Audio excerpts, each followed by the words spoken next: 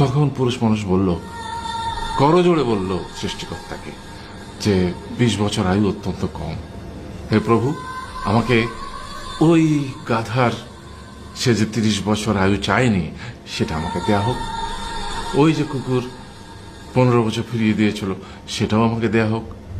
আর যে বানর 10 বছর নেয়নি, সেটাও আমাকে দেয়া হোক। 20 বছর অত্যন্ত কম, আমি দীর্ঘদিন বাঁচতে চাই।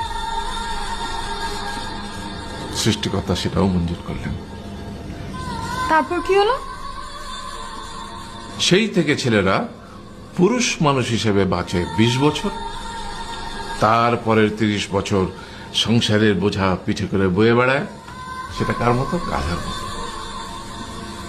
তারপরের 15 বছর সে তার ছেলে মেয়েরা যা দেয় সেই রকম ঠিক কুকুরের মতো উচ্ছিষ্ট খেয়ে বাঁচে। আর তারপরে বৃদ্ধ বয়সে